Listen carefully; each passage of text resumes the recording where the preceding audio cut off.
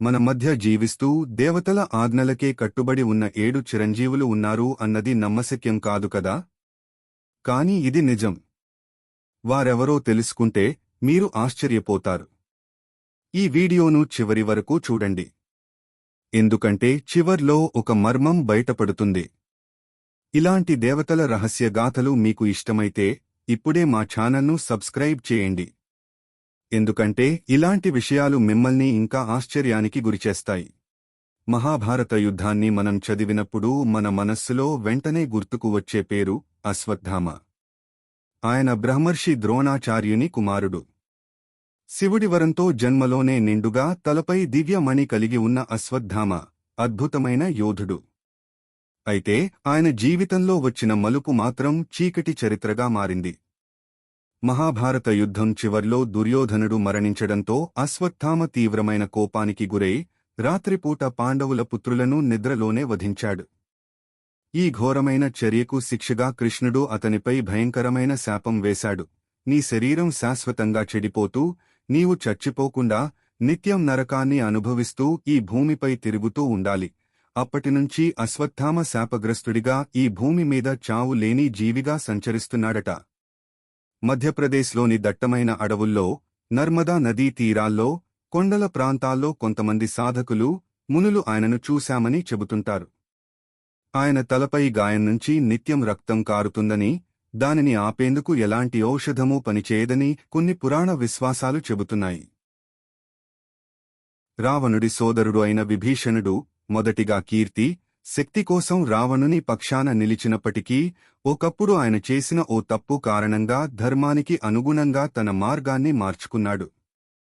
రావణుడి అహంకారానికి వ్యతిరేకంగా విభీషణుడు ధర్మాన్ని ప్రతిపాదించేలా శ్రీరాముని వైపు నిలబడ్డాడు. సరిపోయే సమయం వచ్చినప్పుడు రావణుడు తన నైతికతను కోల్పోయి దుర్మార్గాన్ని కొనసాగించాడు. ఈ సమయంలో విభీషణుడు ధర్మాన్ని ఉంచుకుని శ్రీరాముని ఆశీర్వాదం కోసం ఆయన సన్నిధిలో చేరాడు. దీనివలన అతనికి శాశ్వత జీవితం దక్కింది. ఆయన ఒక రాజధాని త్యాగం చేసి తన అన్నపై తిరుగుబాటు చేసి రాముని ఆశీర్వాదం పొందాడు. ఇక విభీషణుడు శాశ్వతంగా చిరంజీవిగా మారి భూమి మీద జీవిస్తూ ఉంటాడని పురాణాలు చెప్తున్నాయి. ఇంకా అతను ధర్మాన్ని రక్షిస్తూ ప్రతివారు చేయలేని మార్గంలో కష్టాలను ఎదుర్కొంటూ జీవిస్తున్నాడని చెప్పబడుతుంది. అతని జీవితం ఒక పెద్ద పాఠం. ధర్మం గెలిచింది, కాని వ్యక్తిగత త్యాగం చేసిన వాడే నిజమైన విజయాన్ని పొందాడు. శ్రీరామునికి అత్యంత భక్తుడైన హనుమంతుడు తన గోప్యతను, శక్తిని, భక్తిని శ్రీరాముని పట్ల అంకితం చేశాడు. హనుమంతుడు జీవితం ఒక అనుపమమైన ధార్మిక కథ. ఆయన మొదట శ్రీరాముని సేవలో నిత్యం ఉన్నాడు. అయితే శ్రీరామునితో చేసిన పరస్పర భక్తి బంధం తర్వాత హనుమంతుడికి ఒక్కటి దక్కింది: ఈ భూమిపై నేను శాశ్వతంగా జీవిస్తానని వరం. ఆ వరం ఆధారంగా హనుమంతుడు నిత్యం ధర్మానికి సేవ చేస్తూ జీవించడమే కాదు, ఆయనే వదిలిన అనేక హృదయాలను, కష్టాలను పరిష్కరించేవాడు. హనుమంతుడి శక్తి, భక్తి వలన పూర్వకాలంలో జరిగి ఉండే అద్భుతాలు ఏమైతే జరిగాయో మరి ఇప్పుడు కూడా మరెన్నో ఈ భూమిపై జరుగుతుంటాయని పురాణాలు చెబుతున్నాయి. అంజనాద్రి పర్వతంలో, హిమాలయాల్లో ఇంకా కొన్ని మాయాజాలం లాంటి విశేషాలు, చారిత్రక సంఘటనలు హనుమంతుడి ప్రభావంతో జరుగుతున్నట్టు అనేక వ్యక్తులు చెప్తున్నారు.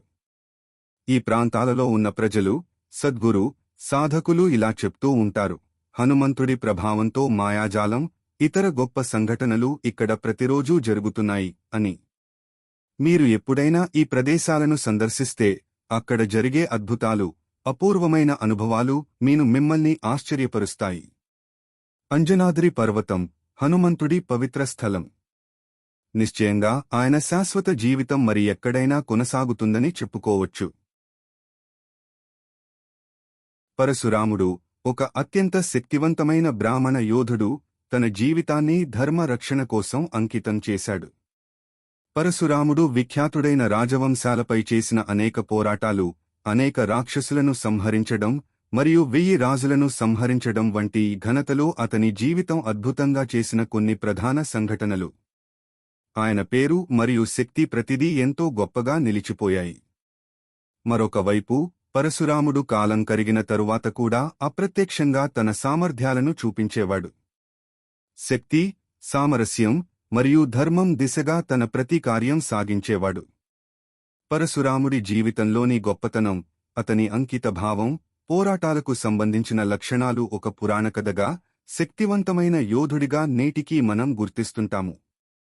ఇక పరశురాముడి విద్యానుభవాన్ని గురించి చెప్పుకుంటే, భవిష్యత్తులో కల్కి అవతారానికి ఆయుధ విద్య నేర్పించే దిక్కుగా అతను పాత్ర పోషించనుండగా, ఆయుధ విద్యను అతనే బోధించాడని పురాణాలు చెబుతున్నాయి.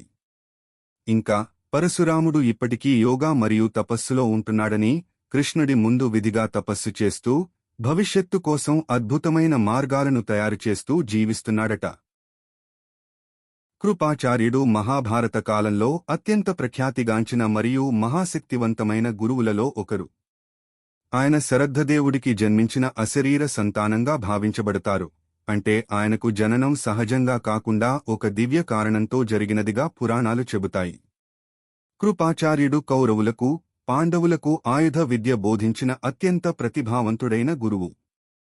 ఆయన ధృతరాష్ట్రుడి రాజసభలో రాజగురువుగా సేవలందించాడు. కృపాచార్యునికి మాతృమూలక శాపం లేక దేవతల వరమో కాని, మహాభారత యుద్ధం ముగిసిన తర్వాత కూడా ఆయన జీవించడమే కాదు, భవిష్యత్తులో కల్కి అవతారానికి మార్గనిర్దేశం చేసే వారిలో ఒకడిగా ఉంటారని కొన్ని పురాణాల్లో పేర్కొనబడింది. కృష్ణుడు ఆయన ధర్మానికి ఎంతటి విధేయుడో, కృపాచార్యుని జ్ఞానం అంతే విలువైనదని చెబుతారు. అతని జీవితం శాశ్వతత్వానికి చిహ్నంగా నిలిచి, ఆయన అనేక రహస్యాలను తన మనస్సులో దాచుకున్న మహాత్ముడిగా గుర్తింపు పొందాడు. ఇతని చిరంజీవిత్వం గురించి మాట్లాడుకునే ప్రతి సందర్భంలో ఒక ప్రశాంతత, ఒక ఆధ్యాత్మిక స్పర్శ మనకు అనిపిస్తుంది. కృపాచార్యుడు నేటికీ తపస్సులో లీనమై, కాలానికి అగ్రజుడిగా ఉన్నాడన్నది నమ్మశక్యం కాకపోయినా, ఆధ్యాత్మిక పంథాలో నడిచే ప్రతి ఒక్కరికీ ఆయన జీవితం స్ఫూర్తిదాయకంగా నిలుస్తుంది. మార్కండేయుడు ఒక అరుదైన ముని మాత్రమే కాక, అద్భుతమైన భక్తి శక్తికి జీవించి ఉన్న సాక్ష్యం. జన్మించినప్పుడు అతని జీవిత కాలం కేవలం 16 సంవత్సరాలుగా నిర్ణయించబడింది. కాని చిన్నప్పటినుంచే ఆయన శివుడిపై అపారమైన భక్తిని చూపిస్తూ, ప్రతిరోజూ భగవంతుడి సేవలో లీనమయ్యేవాడు. 16వ సంవత్సరంలోకి అడుగుపెట్టిన సమయంలో, యమధర్మరాజు అతని ప్రాణాలను తీసేందుకు వచ్చినప్పటికీ, మార్కండేయుడు శివలింగాన్ని గాఢంగా ఆలింగనం చేసి భక్తితో శివుని ప్రార్థించాడు. ఈ భక్తికి ప్రసన్నమైన శివుడు ప్రత్యక్షమై, యముని ఆపి, మార్కండేయుడికి చిరంజీవిత్వం ప్రసాదించాడు.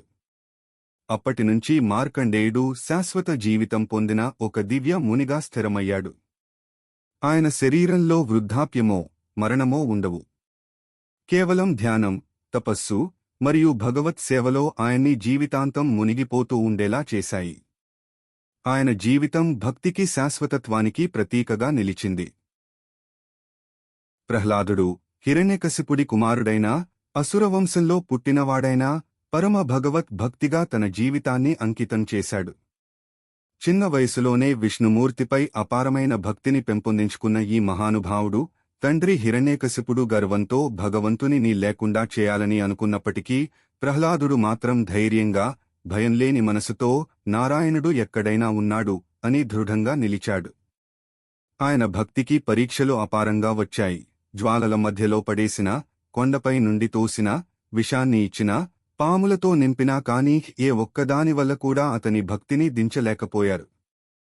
తద్వారా చివరకు నరసింహావతారంగా విష్ణువు ప్రత్యక్షమై ప్రహ్లాదుడిని రక్షించాడు.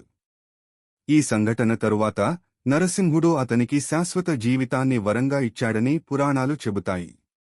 భగవద్భక్తిలో అచంచలమైన విశ్వాసం చూపినందుకు ఆయన చిరంజీవులలో ఒకడిగా స్థానం పొందాడు. నేటికీ ఆయన పేరు భక్తి, ధైర్యం మరియు నమ్మకానికి పరమ ఉదాహరణగా భావించబడుతోంది. ప్రహ్లాదుడి జీవితం మనకు ఒక గొప్ప సందేశాన్ని ఇస్తుంది. సత్యం పట్ల నిలబడి భక్తిని నిరంతరం కొనసాగిస్తే దేవుడే ప్రత్యక్షమవుతాడు. ఇవన్నీ కేవలం పురాణాల కథలుగా కాకుండా, మన భక్తి, సంస్కృతి, ఆధ్యాత్మికతకు సంబంధించి చాలా గొప్ప సత్యాలు. ఈ చిరంజీవులు భవిష్యత్తులో ఏదైనా మార్పును తీసుకురాబోతున్నారా అనే ప్రశ్న ఇంకా మిగిలే ఉంది. మీకు దేవతల రహస్య గాథలు ఇష్టమైతే మా ఛానల్ను లైక్ చేయండి, సబ్స్క్రైబ్ చేయండి, షేర్ చేయండి. ఎందుకంటే రాబోయే వీడియోలో ఈ చిరంజీవులతో జరిగిన అద్భుత సంఘటనలు వెల్లడించబోతున్నాం.